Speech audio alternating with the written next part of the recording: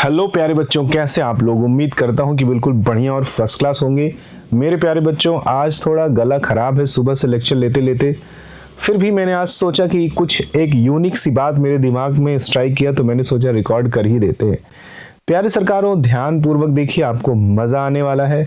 जैसे अगर हम कार्बोक्सिलिक एसिड की बात करते हैं और इस कार्बोक्सिलिक एसिड में स्पेशली कौन सा, बेंजोइक एसिड की बात करते हैं, तो प्यारे बच्चों बेंजोइक एसिड में जब भी कभी ऑर्थो सब्स्टिट्यूएंट मौजूद होता है, जैसे कि मान लो कि यहाँ पे CH3 मौजूद है, तो होता क्या है कि हम जानते हैं कि इनके और इनके बीच रिपल्शन बढ़ता है, और रिपल्शन को मिनिमाइज करने के लिए ये कार्बोक्सिलिक ग्रुप प्लेन से बाहर चला जाता है। और जब हम इसका कॉन्जुगेट बेस बनाएंगे तो इसके कॉन्जुगेट बेस की स्टेबिलिटी ऑर्थो सब्स्टिट्यूशन की वजह से, अगर आप गौर पूर्वक देखोगे तो आपको लगेगा कि इसकी स्टेबिलिटी घटनी चाहिए। क्यों? क्योंकि ये प्लस आई और हाइपर कॉन्जुगेशन से इलेक्ट्रॉन रिंग को सप्लाई करेगा, रिंग उतना ही ज्यादा इसको देगी, तो किसी भी नेगेटिव हिस्से को जब इलेक्ट्रॉन सप्लाई किया जाता है तो उसकी स्टेबिलिटी घट जाती है। बट ऐसा होगा नहीं, ये दोनों अपने रिपल्शन को मिनिमाइज करने के लिए एक्चुअली ये प्लेन से बाहर चला जाता है, तो ये प्लेन के बाहर है। माने कि अगर ये ऐसा था तो ऐसे देखो, घूम करके प्लेन से बाहर हो जाता है। जब घूम करके प्लेन से बाहर हो गया तो रिंग के साथ इसकी जो प्लेनैरिटी थी वो डिस्ट्रॉय हो गई, जिस वजह से रिंग के पास कितना भी इलेक्ट्रॉन डेंसिटी हो, रिंग इसे इलेक्ट्रॉन दे नहीं पाता, और फाइनली कॉन्जुगेट बेस डीस्टेबलाइज नहीं हो पाता, और जब डीस्टेबलाइज नहीं हो पाएगा तो मोर स्टेबल होगा। यानी कि अगर बेंजोइक एसिड के ऑर्थो पोजीशन पर मिथाइल ग्रुप मौजूद रहता है तो इससे क्या होता है, इससे इसका एसिडिक स्ट्रेंथ बढ़ जाता है।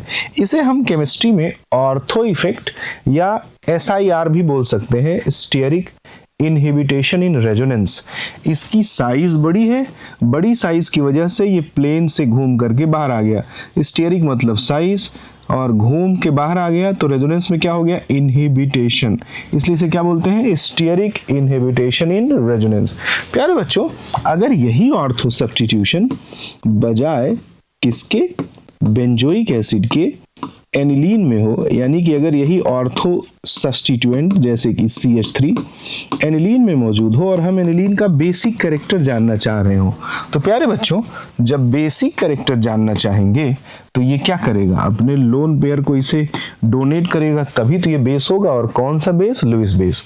जिस प्रकार हम किसी एसिड का एसिडिक स्ट्रेंथ जानने के लिए उसके कॉन्जुगेट बेस की स्टेबिलिटी देखते हैं, ठीक उसी प्रकार हम किसी बेस का बेसिक स्ट्रेंथ जानने के लिए उसके कॉन्जुगेट एसिड की स्टेबिलिटी देखते हैं। तो प्यारे बच्चों, इसका जो कॉन्जुगेट एसिड होगा वो देख लीजिए कुछ ऐसा हो जाएगा कि नहीं, NH2H, और इस पर कैसा चार्ज आ जाएगा, पॉजिटिव, और यहाँ क्या हो गया, CH3। अब जरा देखिए, जब इसकी साइज बढ़ जाएगी तो इनके बीच में जो रिपल्शन होगा वो रिपल्शन भी क्या हो जाएगा प्यारे बच्चों, बढ़ जाएगा। हम जानते हैं पूरे पृथ्वी पर कहीं भी रिपल्शन बढ़ता है तो एनर्जी एब्जॉर्ब होती है, यानी कि प्रोसेस एंडोथर्मिक हो जाएगा, और जो स्टेबिलिटी है वो क्या हो जाएगी, कम हो जाएगी। और जब स्टेबिलिटी कम हो जाएगी तो परमात्मा लीस्ट स्टेबल प्रोसेसेस को कभी फेवर नहीं करता, यानी फॉरवर्ड रिएक्शन फेवर नहीं होगी, बैकवर्ड रिएक्शन फेवर होगी। बैकवर्ड फेवर होगी यानी ये दोनों इसी रूप में रहना चाहेंगे, इस रूप में कन्वर्ट नहीं होना चाहेंगे, यानी कि कॉन्जुगेट एसिड की स्टेबिलिटी का कम होना मतलब रिएक्शन बैकवर्ड पुश होना, यानी कि एनिलीन का एचायन को ना लेना। तो इसका मतलब एनिलीन का बेसिक स्ट्रेंथ क्या हो गया, घट गया। क्यों? क्योंकि उसके कॉन्जुगेट एसिड की स्टेबिलिटी क्या हो गई, घट गई। कॉन्जुगेट एसिड अगर मोर स्टेबल होता तो एनिलीन का बेसिक स्ट्रेंथ ज्यादा होता। तो हम क्या कह सकते हैं कि ऑर्थो सब्स्टिट्यूएंट अगर एनिलीन में मौजूद हो तो वो इसके बेसिक कैरेक्टर को क्या कर देता है, घटा देता है। बट वही ऑर्थो सब्स्टिट्यूएंट अगर कार्बोक्सिलिक एसिड यानी कि बेंजोइक एसिड में मौजूद हो तो वो उसके एसिडिक स्ट्रेंथ को क्या कर देता है, बढ़ा देता है। प्यारे बच्चों, उम्मीद करता हूं कि आप इसे समझे होंगे। इसको हम केमिस्ट्री में SIP के भी नाम से जानते हैं, स्टेरिक इनहिबिटेशन इन प्रोटोनेशन, कि ऑर्थो पोजीशन पर अगर सब्स्टिट्यूएंट मौजूद हो तो प्रोटोनेशन में क्या हो जाती है, कठिनाई हो जाती है, यानी बेसिक कैरेक्टर क्या हो जाता है प्यारे बच्चों, कम हो जाता है। कुछ छोटे मोटे क्वेश्चन करा देता आपको, जैसे देखिए मान लीजिए कि हमारे पास कार्बोक्सिलिक एसिड है और यहाँ पर कौन मौजूद है, NO2। ये भी हमारे पास मान लीजिए कि कार्बोक्सिलिक एसिड है और यहाँ पे कौन मौजूद है, NO2। यहाँ पे भी कार्बोक्सिलिक एसिड, कौन सा वाला, बेंजोइक, और यहाँ पे भी क्या मौजूद है, NO2। This one is also carboxylic acid और यहाँ पर क्या मौजूद है, कुछ नहीं। अब यही हम बनाएंगे एनिलीन, एनिलीन बनाएंगे, यहाँ पे क्या लगा देंगे, NO2, और यहाँ दूसरा एनिलीन बनाएंगे, यहाँ पे भी क्या लगा देंगे, NO2, और एक तीसरा एनिलीन बना करके उसके पैरा पोजीशन पे क्या लगा देंगे, NO2, और चौथा नॉर्मली क्या बना देंगे, एनिलीन। अब प्यारे बच्चों जरा हम लोग देखते हैं इनके बारे में। अगर हम इसे फर्स्ट बोलें, इसे सेकंड, इसे थर्ड, इसे फोर्थ, तो किसी भी कार्बोक्सिलिक एसिड का जब हम एसिडिक स्ट्रेंथ पता कर रहे हो और स्पेशली वो बेंजोइक एसिड हो, तो ऑर्थो सब्स्टिट्यूशन उसके एसिडिक स्ट्रेंथ को क्या कर देता है, बढ़ा देता है, यानी पहला वाला एसिड सबसे तगड़ा होगा। अब आगे कैसे चेक करना है, कॉन्जुगेट बेस की स्टेबिलिटी चेक करनी है।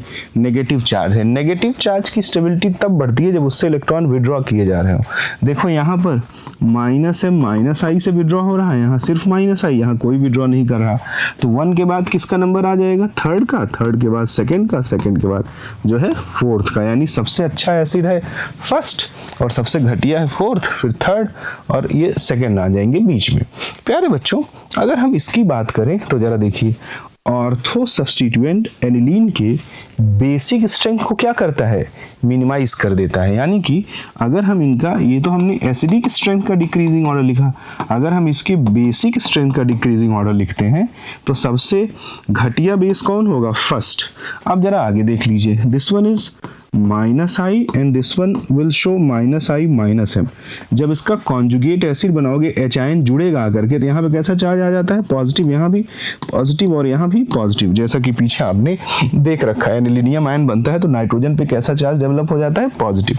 प्यारे बच्चों अब जरा देखना, पॉजिटिव चार्ज की स्टेबिलिटी तब बढ़ती है जब कोई उसे इलेक्ट्रॉन सप्लाई करे। अब यहाँ जरा देखो, रिंग इलेक्ट्रॉन तब इसे सप्लाई कर पाएगी इंडक्टिव इफेक्ट की वजह से, क्योंकि मीजोमेरिक तो होगा नहीं, क्योंकि यहाँ पे ऑलरेडी एक हाइड्रोजन मौजूद रहेगा ना। जब इसका क्या बनाओगे, कॉन्जुगेट एसिड, यहाँ पे भी क्या रहेगा, एक हाइड्रोजन मौजूद रहेगा, जब इसका क्या बनाओगे, कॉन्जुगेट एसिड। तो मैं इसे भी हटा देता हूँ, एज्यूम करके रखो कि वहाँ पे प्रेजेंट है।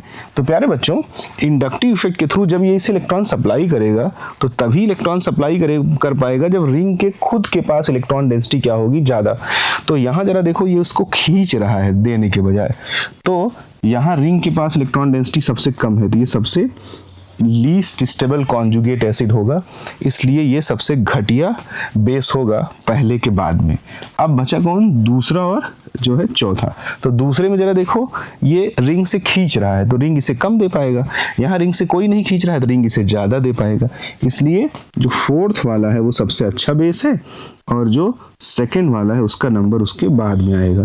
तो ये करेक्ट ऑर्डर हो जाएगा। उम्मीद करता हूं आप इसे समझ पाए होंगे। प्यारे बच्चों देखो यहाँ क्या हुआ, ऑर्थो सब्स्टिट्यूशन ने या ऑर्थो सब्स्टिट्यूएंट ने इसके एसिडिक स्ट्रेंथ को नंबर 1 पे ले दिया और यहाँ ऑर्थो सब्स्टिट्यूएंट ने इसके बेसिक स्ट्रेंथ को नंबर लास्ट पे ले जाके कर दिया। प्यारे बच्चों लेकिन जरा देखते चलें और थोड़ा और आगे धैर्यपूर्वक हम लोग बढ़ते चलते हैं। जैसे मान लीजिए कि हमारे पास बेंजोइक एसिड मौजूद है और यहाँ पे हमने CN लगा दिया, और बेंजोइक एसिड मौजूद है हमारे पास, यहाँ पे हमने CN लगा दिया, और बेंजोइक एसिड मौजूद है हमारे पास, यहाँ पे हमने CN लगा दिया, और बेंजोइक एसिड मौजूद है हमारे पास जहाँ हमने कुछ नहीं लगाया। सिमिलर वे में मैं एनिलीन बना देता हूँ और यहाँ पे क्या लगा देता हूँ, यहाँ पे CN, यहाँ पे भी एनिलीन बना के क्या लगा देता हूँ, CN, और यहाँ पे भी एनिलीन बना के CN। धैर्य रखिएगा, और यहाँ पे भी लास्ट में क्या लिख देता हूँ प्यारे बच्चों, एनिलीन लिख देता हूँ। अब मेरा टास्क है कि आपसे मैं पूछूं कि इनका जो है एसिडिक और बेसिक स्ट्रेंथ एक्सप्लेन करो। तो ऑर्थो सब्स्टिट्यूएंट बेंजोइक एसिड का एसिडिक स्ट्रेंथ बढ़ा देता है, तो पहले का एसिडिक स्ट्रेंथ सबसे ज्यादा होगा। आगे कॉन्जुगेट बेस की स्टेबिलिटी चेक कर डालो। तो यहाँ जरा देखो, ये माइनस आई, ये माइनस आई माइनस एम, तो जरा देखो माइनस चार्ज की स्टेबिलिटी तब बढ़ेगी जब उसे इलेक्ट्रॉन छीना जाए। तो यहाँ माइनस आई से छीना जा रहा है, यहाँ माइनस आई माइनस एम से, तो सबसे ज्यादा थर्ड में छीना जा रहा है रिंग से, इसलिए रिंग सबसे ज्यादा इससे लेगा। इलेक्ट्रॉन डेंसिटी खींचेगा ना भाई इंडक्टिव इफेक्ट से तो खींचेगा ही खींचेगा। या ऐसे बोल दो कि कम दे पाएगा। मान लो रिंग इसके साथ अगर प्लस एम दिखाता है, तो जब रिंग से खींचा जा रहा होगा तो रिंग इसे कम दे पाएगा। कम दे पाएगा तो डिस्टेबलाइज ज्यादा नहीं करेगा, तो ये वाली रिंग मोर स्टेबल होगी, यानी कि थर्ड वाला कॉन्जुगेट बेस मोर स्टेबल होगा। उसके बाद जरा देखो, इस रिंग से खींचा जा रहा है, इससे नहीं खींचा रहा है, तो ये ज्यादा दे देगा, ये कम दे पाएगा। जो कम दे पाएगा वो कम डिस्टेबलाइज करेगा, कम डिस्टेबलाइज करेगा यानी मोर एसिडिक होगा। यानी जब भाई नेगेटिव चार्ज कम डिस्टेबलाइज होगा तो मोर स्टेबल होगा ना, मोर स्टेबल होगा तो मोर एसिडिक होगा, यानी कि दूसरा। और फिर किसका नंबर आ जाएगा, चौथा, 1 3 2 4। पिछले क्वेश्चन में अगर आप लोग देखें तो आपका ऐसे उसमें भी आंसर आया है 1 3 2 4। तो प्यारे बच्चों जरा ध्यान पूर्वक देखते चलें और बातों को समझते चलें।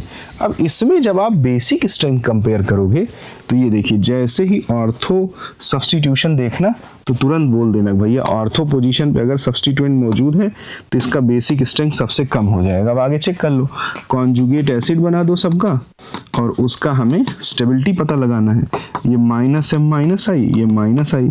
अब पॉजिटिव चार्ज की स्टेबिलिटी तब ज्यादा होती है जब उसे कोई इलेक्ट्रॉन दे, तो ये रिंग नहीं दे पाएगा क्योंकि ये लोग इससे खींच रहे हैं। ये ज्यादा दे देगा क्योंकि इससे कोई खींच नहीं रहा, इसलिए फोर्थ का बेसिक स्ट्रेंथ सबसे ज्यादा हो जाएगा। बचेगा कौन, सेकंड और थर्ड। तो सेकंड में सबसे ज्यादा ये वाला दे पाएगा, तो इसलिए फोर्थ के बाद कौन आ जाएगा, सेकंड। और ये इलेक्ट्रॉन डेंसिटी कम सप्लाई कर पाएगा क्योंकि ये माइनस एम और माइनस आई से रिंग से खींच रहा है। रिंग पर इलेक्ट्रॉन की कमी आएगी तो रिंग नाइट्रोजन को कम दे पाएगा, यानी इसके बाद नंबर आ जाएगा किसका, तीसरे का। तो उम्मीद करता हूं कि प्यारे बच्चों को मेरी एक लाइन जरूर समझ में आई होगी, क्या कि ऑर्थो सब्स्टिट्यूएंट बेंजोइक एसिड का तो एसिडिक स्ट्रेंथ बढ़ाता है, लेकिन एनिलीन का जो बेसिक स्ट्रेंथ है उसे घटा देता है। उम्मीद करता हूँ प्यारे बच्चों को कुछ सीखने को मिला होगा। आज के लिए इतना जो है पर्याप्त है। अगर वीडियो आपको अच्छी लगी हो तो मुझे भी आपके हेल्प की ज़रूरत लगेगी, तो आप इसे कमेंट कर दीजिए, लाइक कर दीजिए, शेयर और सब्सक्राइब कर दीजिए। आज के लिए इतना पर्याप्त है। Thank you.